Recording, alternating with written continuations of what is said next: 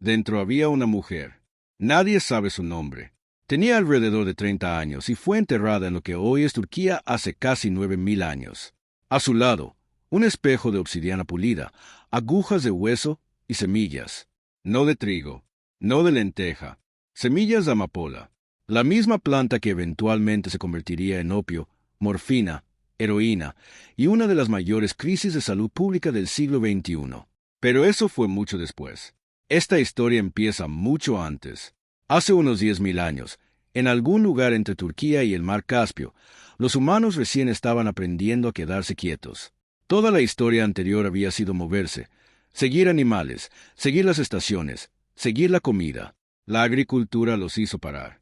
Y cuando pararon, empezaron a observar las plantas de manera diferente. Una de las primeras que notaron florecía en campos silvestres con flores de color violeta pálido y cápsulas redondas que, si la cortabas, lloraban una leche blanca. Los griegos la llamaron mecón. Los sumerios la llamaron achuelegil, la planta de la alegría. Uno de los registros escritos más antiguos del mundo no es un poema de amor ni un decreto de rey. Es una lista de ingredientes médicos en una tablilla sumeria de arcilla del año 3400 a.C. Y ahí está, la amapola, primera en la lista. Desde Mesopotamia viajó a Egipto, y en Egipto hicieron algo que nadie esperaba. La industrializaron. En la ciudad de Biblos encontraron evidencia de campos de amapola del tamaño de provincias enteras. Los faraones la usaban para tratar dolores de parto, para callar el llanto de los niños, para adormecer a los guerreros heridos antes de que los médicos los operaran. Ramsés II, uno de los faraones más poderosos de la historia, fue enterrado con opio entre sus vendajes. Querían que tuviera suficiente para el otro lado. Pero el opio no se quedó en Egipto. Los fenicios, los mejores mercaderes del mundo antiguo, encontraron algo fascinante. La gente que probaba esto quería más, mucho más. Y la gente que quiere algo desesperadamente paga cualquier precio. Así que lo cargaron en sus barcos junto con el vidrio y la púrpura y lo llevaron por todo el Mediterráneo. Para el año 1000 a.C., el opio era la primera droga global de la historia. ¿No es un poco aterrador que el primer producto verdaderamente internacional que cruzó fronteras no fue comida ni tela, sino algo adictivo? Ahora escucha esto, porque aquí la historia se pone extraña. Hacia el año 400 a.C., un médico griego llamado Diagoras de Melos advirtió públicamente que el opio era peligroso, que creaba dependencia, que había que tener cuidado. Sus colegas lo ignoraron completamente. No porque no tuvieran evidencia, sino porque el negocio era demasiado bueno para pararlo. Suena familiar, ¿verdad? Para el siglo XVII, el opio ya era tan común en Europa como el vino. En Inglaterra se vendía en las farmacias como láudano, mezclado con alcohol, y lo compraban amas de casa para los nervios, madres para callar bebés, escritores para la inspiración. Thomas de Quincy escribió un libro entero llamado Confesiones de un comedor de opio que se convirtió en bestseller. Coleridge escribió Kubla Khan bajo su influencia. No era un vicio secreto, era parte de la vida cotidiana. Pero el momento que cambió todo fue cuando los europeos llevaron el opio a China. Los comerciantes británicos de la Compañía de las Indias Orientales tenían un problema. Querían seda china, porcelana china, té chino. Los chinos no querían nada de lo que los británicos vendían. El déficit comercial era catastrófico. Y entonces alguien en Londres tuvo una idea. Producían opio en India, colonia británica. ¿Por qué no venderlo en China? El gobierno chino lo prohibió casi de inmediato. Los británicos lo contrabandearon de todas formas. Para 1830, había 12 millones de adictos al opio en China. 12 millones.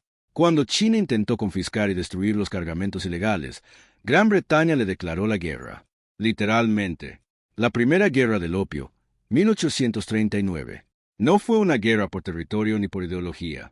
Fue una guerra para forzar a un país soberano a aceptar la importación ilegal de una droga adictiva porque el negocio era demasiado lucrativo para dejarlo ir.